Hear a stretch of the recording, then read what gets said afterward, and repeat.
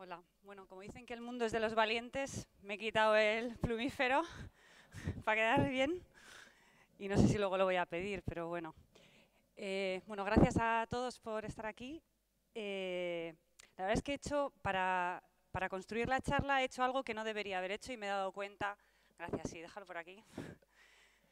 He hecho algo que ahora viéndolo creo que no debería haber hecho. Me he visto un mogollón de charlas TED en internet y claro, las que aparecen en los primeros puestos son las 10 más vistas en castellano, las 10 más vistas en... ¿Se me oye? No. Ah, es que has hecho... Sí, ¿se oye? Vale. Claro, me he visto las charlas TED un montón. Me he enganchado, he de decir que me he enganchado porque hay charlas súper interesantes de todo. Pero claro, es neurocirujanos, arquitectos súper laureados, en fin, gente que tiene cosas súper interesantes que contar. Yo he estado pensando cuál es la cosa de la que sé seguro más que vosotros. Y la única que se me ocurre es mi vida. Seguro que en eso sé más. Entonces voy a intentar que algo de lo que me ha pasado pueda resultar interesante y si no, por lo menos que sea ameno. Bueno, el título de la charla, bueno, por el título de la charla va a parecer que soy que soy un amante de la poesía o algo así, porque es un trozo de un poema de Fernando Pessoa, que es un poeta portugués. La verdad es que, bueno, ni amante, ni buena amiga, ni conocida, digamos, de las que te encuentras por la calle, o sea, la poesía y yo, nada. De hecho, esta frase para mí fue durante mucho tiempo una dedicatoria que un muy buen amigo me puso en un libro que me regaló. Es decir, soy tan ignorante en poesía que estuve 2 años y medio pensando que el que me había escrito la dedicatoria en el libro, primero la había hecho pensando en mí, porque me sentí como... Y luego, como es un creativo publicitario, pues tampoco me pareció tan raro que escribiera tan bien. O sea, dije, bueno, pues Santiago Rodríguez fue mi primer jefe en Dimensión, en una agencia de publicidad en la que trabajé. Es un buenísimo redactor, con lo cual, pues dije, bueno, es una frase típica de Santiago y además está hecha pensando en mí. Y de hecho es que me llegó en un momento de mi vida en el que me pareció que era natural que esa frase me llegara y de hecho me ayudó a tomar una decisión en aquel momento. Fíjate lo que son las casualidades. El caso es que ni la había escrito Santiago, ni se había escrito para mí y de hecho el libro en cuestión todavía no lo acabo de leer. Son 62 páginas. Bueno, el libro es este. No sé dónde tengo que apuntar. Aquí. El libro son las meditaciones de Cicerón. Son 62 páginas y llevo casi 4 años para leerlo. Es muy intenso y es súper interesante, pero con un parrafito de 3 líneas tienes para un mes. El caso es que lo más interesante del libro me pareció la dedicatoria. Es decir, al sol siéntate y abdica. Bueno, Babro, 2 puntos. Al sol siéntate y abdica para ser reina de ti misma. Por eso, por lo de Babro, 2 puntos, es por lo que pensé que, en fin, que me estaba hablando a mí. Esa frase, para mí, contiene 3 pensamientos que me resultaron muy útiles en ese momento de mi vida en el que estaba. Era el año 2008, 2009, no me acuerdo, y estaba en el proceso de decidir si dejaba de ser una asalariada con un buen salario, con un buen puesto, con un trabajo muy cómodo, cómodo porque no me planteaba retos cada día, es decir, más o menos ya sabía lo que tenía que hacer, una situación muy segura, era una especie de útero calentito y se planteaba salir de ese útero, me estaba planteando salir de ese útero calentito y lanzarme en fin, al mundo del riesgo, emplear mi dinero, mi tiempo, mi ilusión, todo en un proyecto que, en fin, que en el año 2008, no hace falta decirlo, pues no parecía el mejor momento. De hecho, obviamente mi madre me dijo, pero tú te han jamado el tarro, o sea, ¿cómo vas a dejar esto para una cosa que no sabes? Entonces, en aquel momento me llegó el libro, que bueno, ya veré para qué me sirve, pero sobre todo la dedicatoria. Entonces, la dedicatoria para mí tenía 3 cosas importantes. La primera, al sol siéntate. Bueno, llegué a la conclusión de que a veces, de vez en cuando, es bueno sentarse al sol o a la sombra y dedicarse a lo que algunos llamarán introspección y yo llamo mirarse directamente el ombligo. O sea, sentarte y parar un poco del día a día y pensar cosas que quizá haciendo pues no te paras a pensar. Entonces, es decir, que la reflexión a veces, y la abstracción del entorno es buena. La segunda cosa que me parece importante de la frase es el tema de para ser rey de ti mismo, para ser reina de ti misma, o bueno, presidente de la República, de ti mismo, da igual. Quiero decir, el máximo decisor en la vida de cada uno. Pues es que me pareció importante pensar que yo puedo ser reina de algo, o presidenta de la República. Es decir, que puedo tener el control total sobre mi vida, por lo menos. Ya que no puedo sobre otras cosas, pues sobre mí misma. Pero lo que me parece más importante de la frase es el término abdica. Es decir, para mí, abdicar, en el entorno de esa frase y en aquel momento, era sinónimo de renunciar, sinónimo de elegir, sinónimo al final de decidir. Es decir, que para la vida hay gente que dice que la vida es un camino de elecciones y por lo tanto de renuncias. Normalmente cuando hay dos caminos, coges uno y dejas otro. Hay cosas con las que te quedas y otras que nunca vas a tener. Con lo cual la abdicación a mí me dio la pista de que realmente... ¿Así? ¿Y cómo? Bueno. ¿Este me lo alejo o ya está? Vale. Ahora sí. Vale.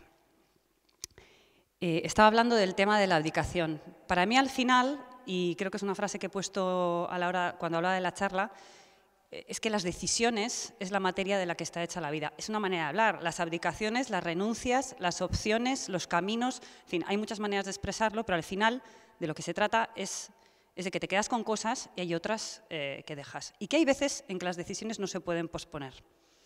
La decisión más importante que he tomado últimamente y de la que Izaskun me pidió que hablara es una decisión laboral importante, es una decisión que ha cambiado mi vida, ha cambiado mis tiempos, ha cambiado a mi familia, ha cambiado incluso la relación con mi marido, que ahora es mi socio además. Es decir, ha cambiado muchas cosas, por lo cual es una decisión importante. Es una decisión que tomé en el año 2009, con la que estoy plenamente satisfecha, pero cuyo proceso de gestación fue realmente duro. Fue muy duro, por lo que os decía antes, porque suponía dejar una seguridad en muchos aspectos, sobre todo además un ritmo conocido. Es decir, tú te levantas por la mañana y ya sabes lo que tienes que hacer, ya sabes a dónde tienes que ir. Supone cambiar eso y entrar en una dimensión diferente. Voy a intentar explicar en los minutos que me queden en qué me ayudó esa frase o las dos ideas fundamentales que me empujaron a decidir montar mi propio negocio y luego dos lecciones que me parecen importantes que he aprendido después de montar el negocio. Cuando piensas en montar un negocio, a ver, hay temas técnicos que tienes que hacer, es decir, hacer un business plan o bueno, básicamente un plan de negocio y saber bueno, qué producto vas a vender, dónde lo vas a vender, a qué precio, cuánto esperas ganar, hay mercado para esto, tengo competencia, en fin, hay un montón de decisiones técnicas bueno, en las que te puede ayudar organismos, gente que ya lo sabe hacer, en fin, hay decisiones que yo llamo técnicas. Pero el último empujón, lo último que te ayuda a decidir, en mi caso fueron razones personales, fueron lecciones de la vida que yo había aprendido antes y que pertenecen a la esfera personal. Eso también me pareció interesante, es decir, que a la hora de tomar una decisión eminentemente empresarial no podemos abstraernos nunca de lo que somos como personas o de las experiencias personales. Las dos, bueno, aquí pone, lo tenéis que creer, ¿tomas algo para ser feliz? Sí, decisiones.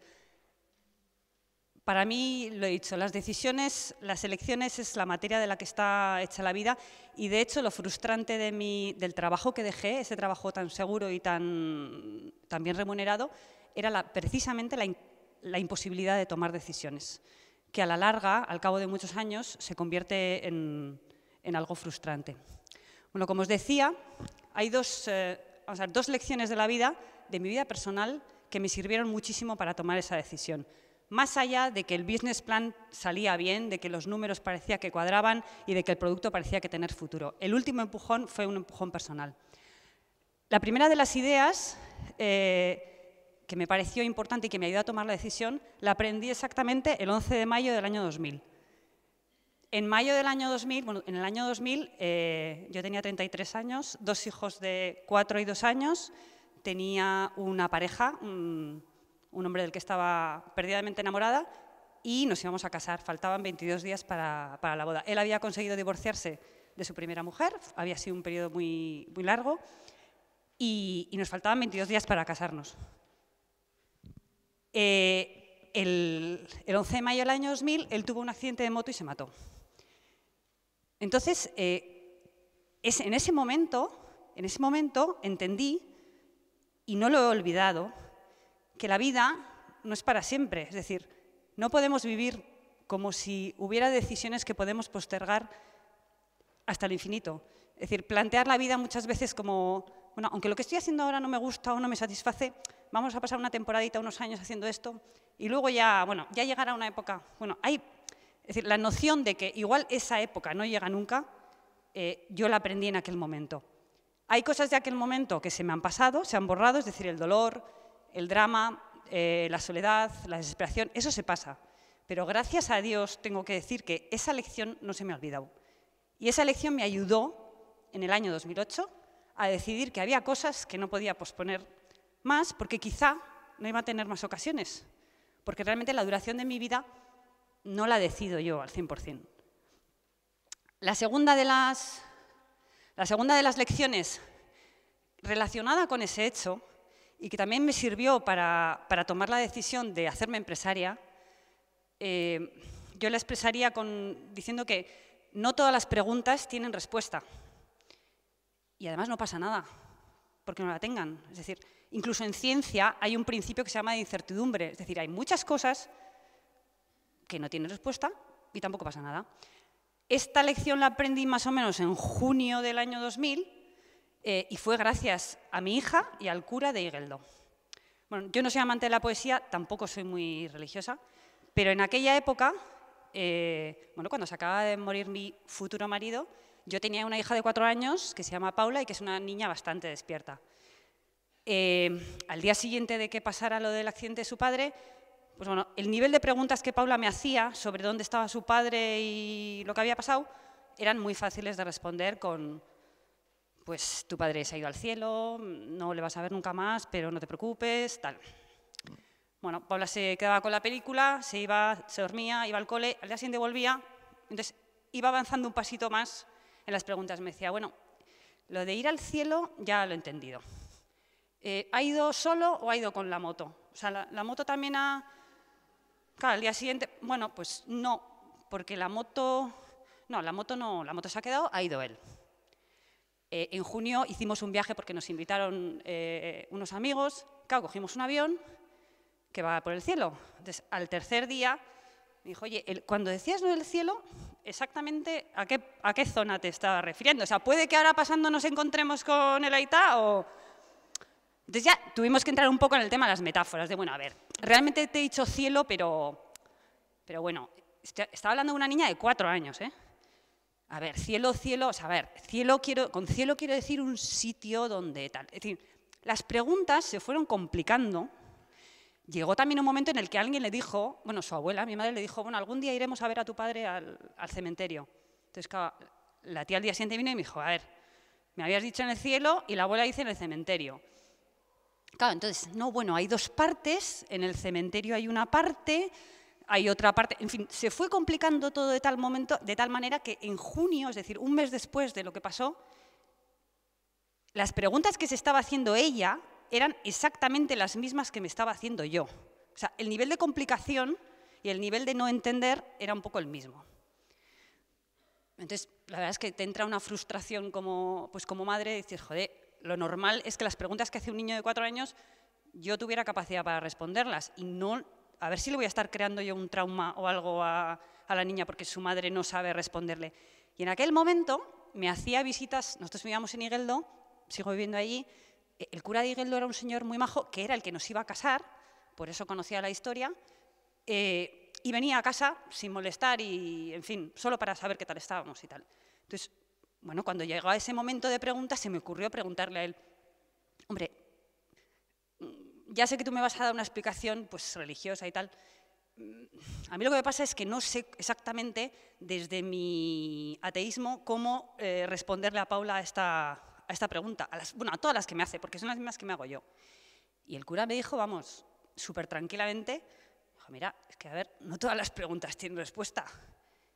Y tampoco pasa nada, lo que tienes que hacerle entender a tu hija es que no tiene respuesta y que da igual, ella va a poder seguir viviendo día a día y va a poder ser feliz y se hará mayor y su vida seguirá y esas preguntas seguirán sin respuesta. Es decir, esa es una lección que probablemente la gente aprende cuando tiene más edad y que a ella le va a tocar aprender cuando tenga 4 años, pero no le veo ningún problema. Entonces, en aquel momento lo entendí y gracias a Dios lo he seguido, lo sigo teniendo presente. Exactamente igual que la sensación de que la vida se puede acabar en cualquier momento, la idea de no todas las preguntas tienen respuesta. Y esto tiene relación, aunque no lo parezca, con el tema de decidir ser empresaria, porque cuando te planteas un cambio tan brusco, y sobre todo con un tema de una empresa, y si encima, si eres mujer, te lo piensas muchísimo y empiezas a pensar en todas las posibilidades. Vamos a ver, empiezas a hacer un árbol de decisión. Si mi producto triunfa, si no triunfa. Si me aparecen competidores más baratos, ¿a qué precio lo pongo yo? Si necesito una distribución en no sé dónde, si pasa esto... Entonces, claro, toda la cantidad de interrogantes que surgen, intentas tener respuesta para todos para lanzarte a esa idea. Claro, es imposible. El árbol acaba teniendo 200 preguntas y muchas sin respuesta. Y hay algún momento en el que te tienes que tirar a la piscina y decidir, bueno, mira, no tengo todas las respuestas, pero quiero hacerlo. Esas son, digamos, las dos razones o las dos reflexiones que me ayudaron a decidir el ser empresaria. No me he arrepentido, desde luego, en ningún momento. Tengo menos dinero, eso sí que lo tengo que decir. Tengo bastante más tiempo, tengo mucha más flexibilidad, en fin, de horarios de todo tipo. Y luego además he explorado un camino que no tiene nada que ver con la industria agroalimentaria, que es en la que he trabajado durante muchos años. El mundo del alquiler de carpas para eventos, pues bueno, tiene una cierta relación con el marketing, pero no es demasiado relacionado. Pero hay dos lecciones que he aprendido y que me parecen importantes para emprendedores y para gente en general. Bueno, la primera lección no necesita explicación. Los créditos ICO sin aval son como Los Ángeles, es decir, no existen. Y eso, vamos, ya os digo, no necesita explicación y es una lección que he aprendido a base de, en fin, a base de tortas.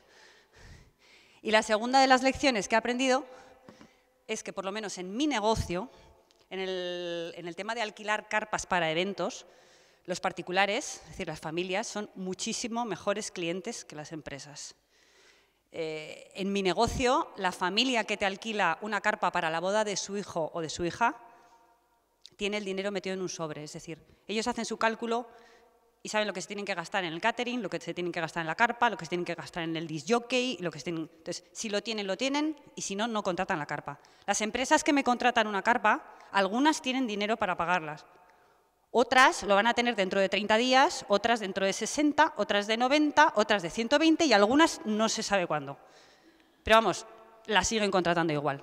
Entonces, estas dos lecciones del mundo empresarial me parecen interesantes. Y si algo de lo que os he contado os parece interesante, bien. Si no, espero que por lo menos haya sido ameno. Gracias.